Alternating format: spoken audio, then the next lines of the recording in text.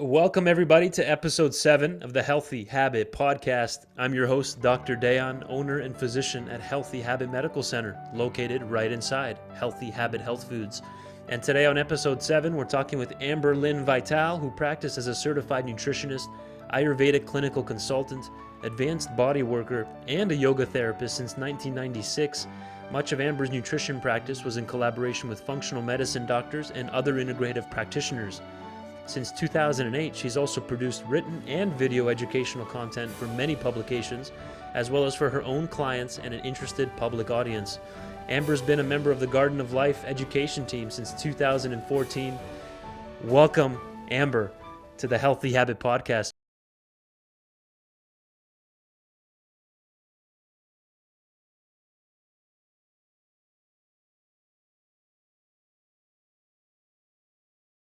Our first episode here with the wonderful company, Garden of Life. Amber, we've been talking with you on Healthy Habit Radio back on 1100 KFNX. How are we doing, Amber? Doing good. Yeah, I know you made me clean up and everything now that I have to be on video. Can't just do that hidden radio show anymore. No, that looks perfect. The background and lighting is ready to go and on point. Amber, tell us about your journey to health and towards Garden of Life as a company. Maybe then we can segue in why it's such an amazing company. Okay. Well, other than fourth grade and the 4 food groups, my journey started in earnest probably in 1996. I worked in my first health food store in Healdsburg, California, and got into Ayurvedic medicine and nutrition and massage therapy and yoga therapy, and kind of never looked back from there. I was attending expos a lot since 2010, and met up with Brian Ray of Garden of Life several times, and ultimately joined the team to have this great platform to be able to really educate not just about our supplements, but about the greater concept of health, self-care, agriculture, true sustainability, global trade. These are all the issues that come up when you're looking at a clean supplement line like we endeavor to put forward. Perfect. And we've been partners with Garden of Life for over 15 years at this point. One of the products that really stands out in this company is the different variety of protein powders, protein supplements that we have available. And we'll segue in a moment here into the brand new ones here, the creamy proteins. But tell us about, in general, the protein products with Garden of Life. How clean are they? How are they certified? Why do they stand out compared to, let's say, other protein supplements out there on the shelves? Yeah, and protein is something we started very early on with our original raw protein. And I always joke, we got all the granola crunchy people early on with the raw protein, because it was like leaves and twigs and bark and cacao. It was just like opening the carob bin at the health food store. It's just super, super. It was so gritty. It had to be healthy. It had to be good for you, So, we've had people on that for a long time, and gradually to try to attract new taste buds that are used to a milkshake in an Outburger, we have had to work on better taste profiles. Creamier texture in a protein holds a better taste profile that the average person might be more familiar with. When you say you want a vanilla protein shake, you're thinking milkshake if you're part of the mainstream. And a lot of these healthier, proteins, cleaner proteins, better made proteins don't always have that quality. And so we're working to really merge that over the years. We've gotten better and better at it. But what is clean protein? I mean, I think the thing that is so important for me to share is, in a plant protein, you have to concentrate so much plant material. And the part of the plant that yields the protein is always the seed, the nut, the grain, the legume. Those are all seeds, right? You can sprout any one of them. They hold this storage protein.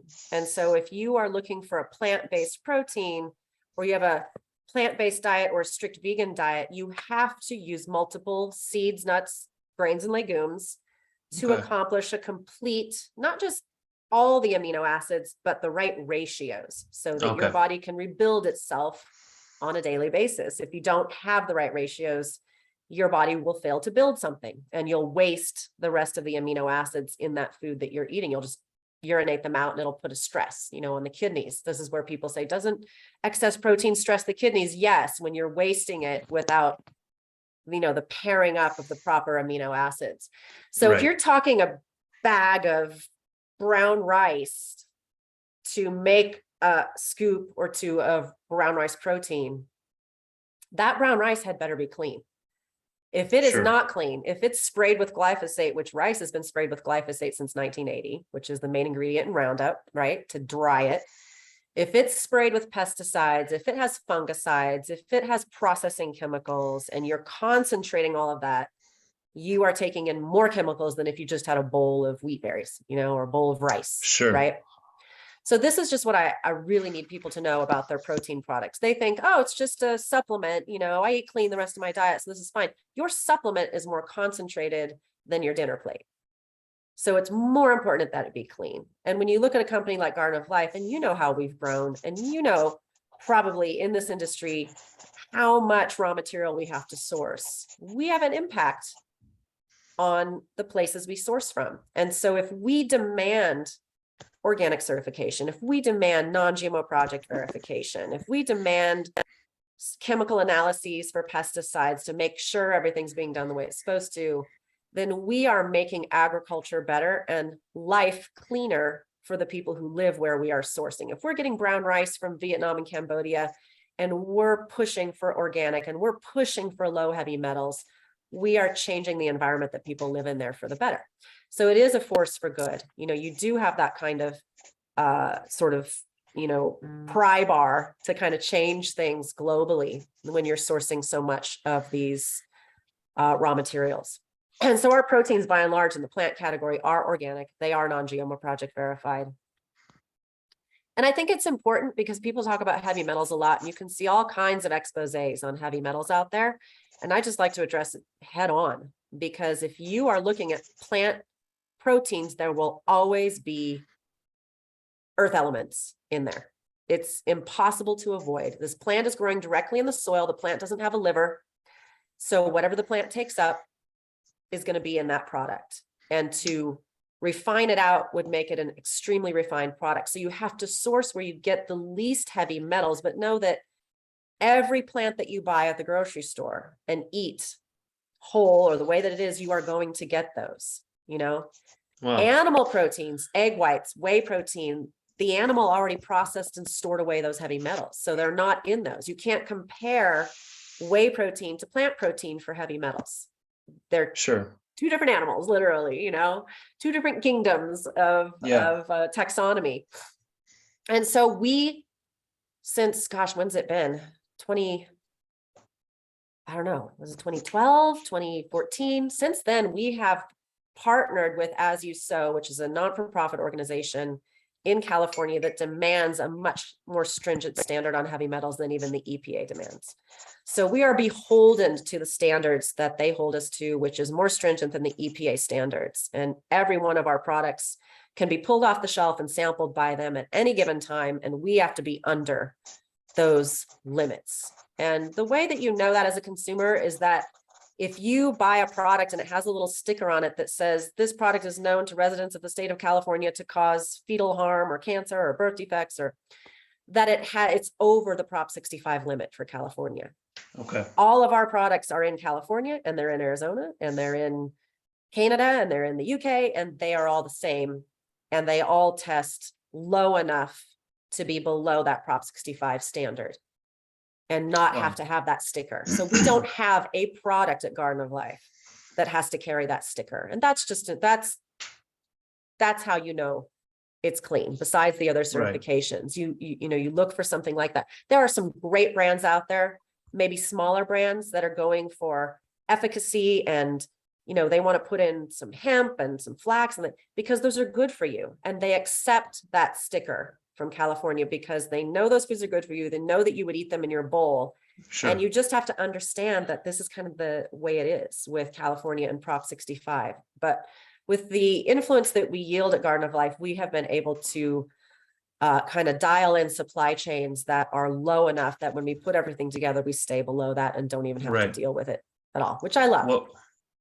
Well, you definitely answered my question there of how it's going to be different than other protein powders out there on the shelves. So you mentioned low Roundup, heavy metals are being taken into account. And that's on a more strict measure than the EPA standards because it's Azuso certified. You said a California certification. Is that correct? It's below the Prop 65. Wow. Right. Limits. And then we don't actually have a certification from California. We have an agreement, okay. A legal binding Got agreement. it.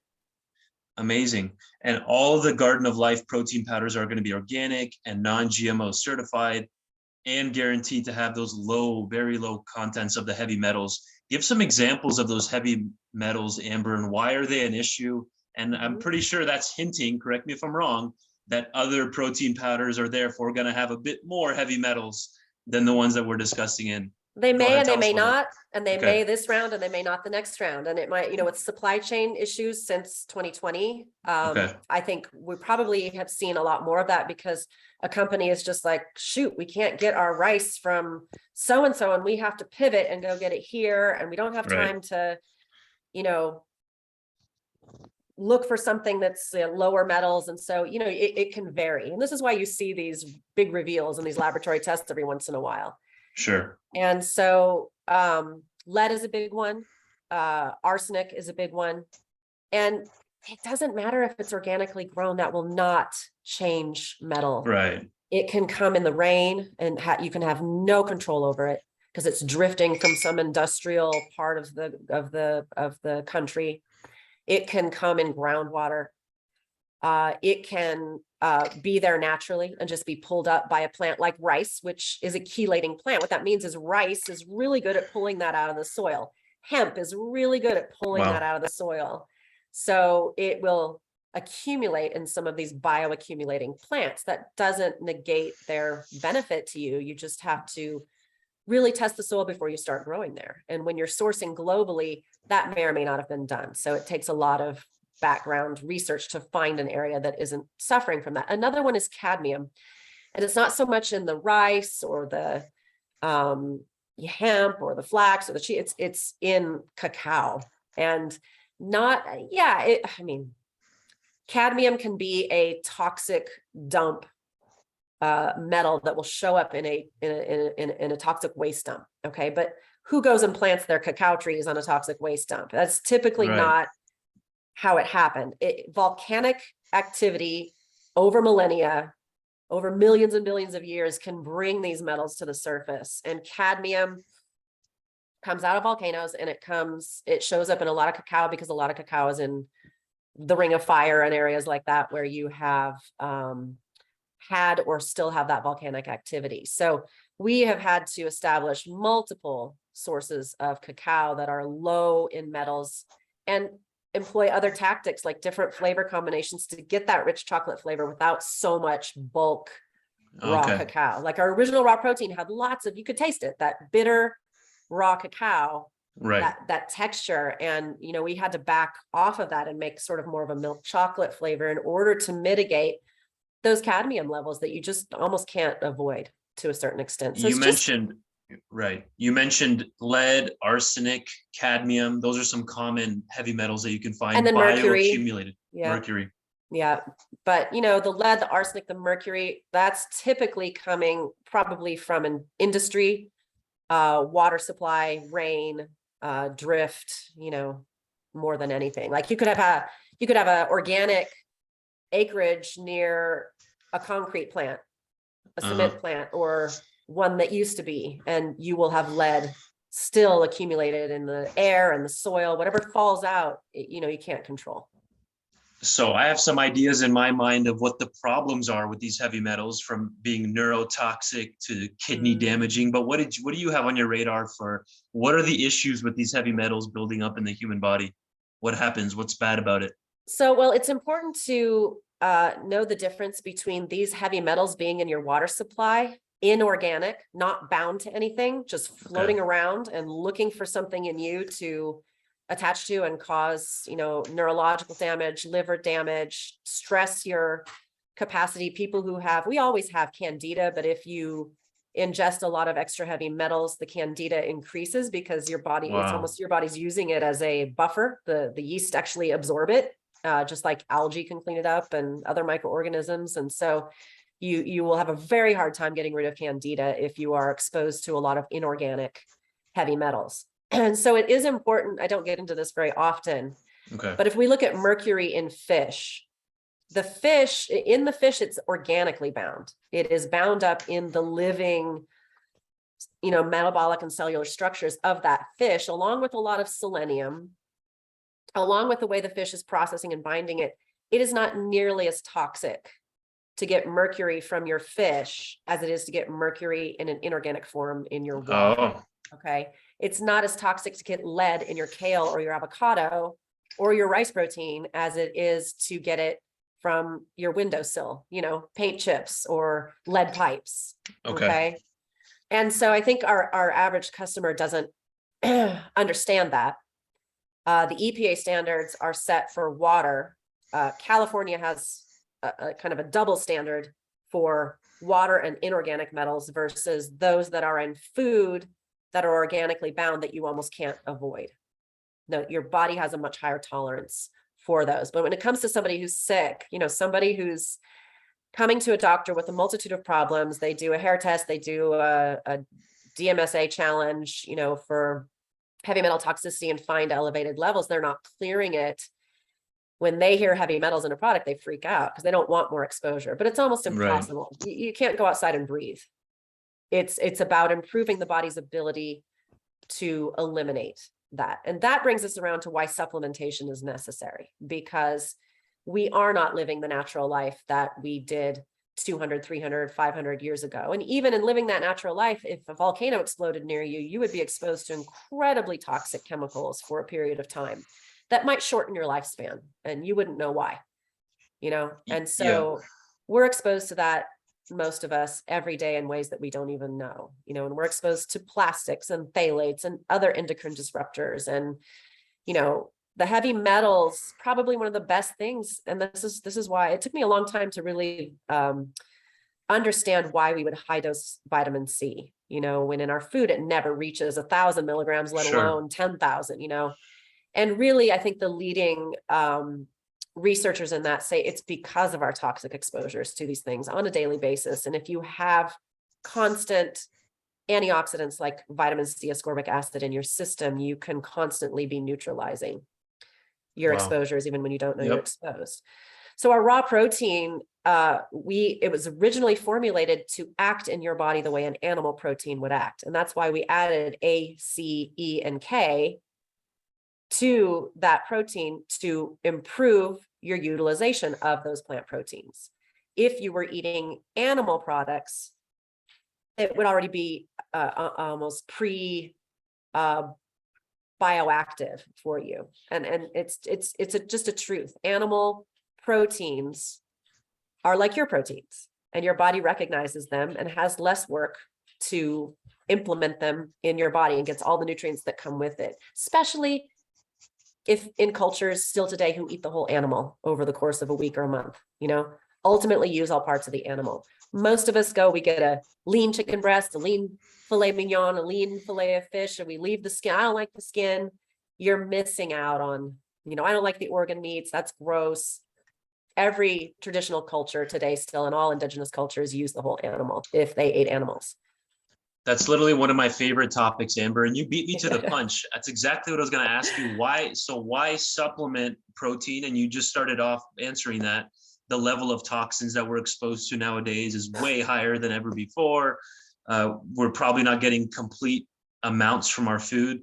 And exactly what you said there, here in the West, we typically just eat, the sausages, the pepperoni, the ribeyes, the ground beef and chicken breasts and salmon. The egg whites, not the yolk. Right, there you go. So we're not, and not only that, like we're not using the bones anymore, the bone marrow and that part of the animal. So tell us, why is protein so important? Like, why would someone consider using, for example, a Garden of Life? Let's actually get into it then. The creamy protein, the new protein that we have here on the shelves. Why include that into a diet? What's it providing? Why is it so important? I think one of the more important questions about protein is why in the United States would we even need to supplement protein? Don't we get enough to eat generally here? Exactly. And that comes down to your digestion, especially because of all these toxins, because of processed foods, because of antibiotics, because of all these things, most of us are not digesting and assimilating the nutrients we're eating. the way that we should be. We're not eating the right things together either. There's going to be a difference between a hamburger with all the fixings and, a grass-fed steak with a side of garden fresh vegetables and some sweet potato. Your body's going to see that differently and be fighting the toxins in that fast food, whereas it won't in that other type of a plate. So when we supplement a clean protein in a protein powder, it's not as good as steak on a plate. I'll give you that. I love to just eat, but that you're getting a certain number of grams of protein, what your amino acid ratio is, and it's made in such a way to be very digestible. Plant protein, seeds, nuts, grains, and legumes are seeds. They don't want to sprout. They don't want to give up their nutrition to you. They want to be swallowed whole and excreted somewhere else, and they want to sprout. So there are these enzyme inhibitors you have to get around. And the best way to do that, you can look at every historical account of cultures that survive on plant proteins. They soak, they sprout, they ferment. And we've always been doing one or all of those with our protein sources. So sprouted brown rice protein, sprouted amaranth, quinoa, so on and so forth. The new creamy protein is a hydrolyzed oat, the whole oat, to make this creamy oat milk. It's the coconut milk dehydrated to make this creamy coconut milk. And then the protein sources are sprouted and fermented pea. So it's a fermentation extraction of protein, which is, that's just the next level of making it more accessible and digestible. You've got this other sprouted, quinoa, amaranth, buckwheat, things like that. Buckwheat is not wheat, it's a seed. And you have, our usual wonderful clean flavors. We have gums that make it smooth and act as prebiotics. And now we're using Bacillus subtilis. And Bacillus subtilis is also being transitioned into our raw protein in our raw meal. We're taking out lactobacillus and bifidobacterium and putting in Bacillus subtilis. Bacillus subtilis is one of many very important soil-based organisms that if you were getting your plant proteins out of your garden, you'd be ingesting those soil-based organisms. And you have, as a human, forever and ever and ever until now, when you're sitting in a high-rise office and eating food that is super scrubbed, super cooked, super processed, and doesn't have these anymore. And so we're losing interaction with organisms that are crucial for our gut health, our immune health, for the soil of our gut lining. What Bacillus subtilis does for your gut lining is the same thing it does for the soil and the plants that grow in that soil. Your soil needs it for the plants. Your gut needs it for your own health. It's the same organism. And I just think that's fascinating. Okay, that's a great explanation, Amber. And a lot of people are listening to the show right now as they're shopping at Healthy Habit Health Foods here at 6029 North 7th Street. That's 6029 North 7th Street. Right when you walk into the store, folks, you look on the left side panel there. We have the new creamy proteins laid out there in a bunch of different types. Is there different flavors, or tell us a little bit about the differences there? Well, normally we bring out a lot of flavors, but we kept it really simple with this one. We made it very attractive to the person who might be used to getting like a multi-level marketing, diet shake or something like that. Vanilla cookie and chocolate brownie. Those are the two flavors. And this is the smoothest and creamiest protein that we've ever put out. And it solves that conundrum of the cooler stored plant milk. That, hey, this brand is not organic, but it's $4.99, and this brand is organic and it's $9.99, and I could do a lot with that $5.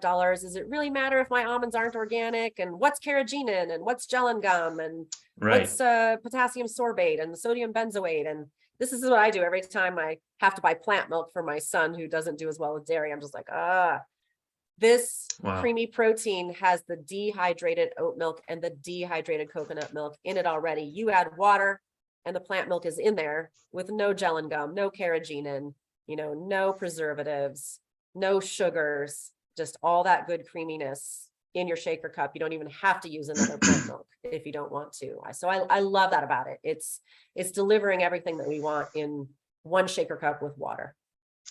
I feel like we're just getting warmed up, Amber, but it's are. about a minute and a half to go here. We got to extend the length of these to 45 plus minutes. It flew by, but this was extremely informative for episode 1 with Garden of Life. We talked on all the different, the Azuso certification, the organic, non-GMO certified, the low quantities of heavy metals and all the damage they can do in the system. And then we even introduced the brand new creamy protein here in the vanilla and chocolate format. So I think that's a good first episode, but we've got to have you on soon, Amber, to go even deeper on this topic. What do you want to leave our listeners with? Yeah, it's just great to have a minute to really explain the plant protein category. Right. And understand that it's really worth it to get those plant proteins. You know, if you're a carnivore, if you're an omnivore, if you're a vegan, a vegetarian, it's just important, and you need more total plant protein than you do total animal protein. And so make sure it's clean because it's concentrated. And you're not even saying go vegan, go vegetarian. That's not the point here. It's just people are very black and white, I've noticed. And I completely agree with you. You want to get the variety of proteins there. And it's so important that you mentioned the seed topic, and we'll finish on this note.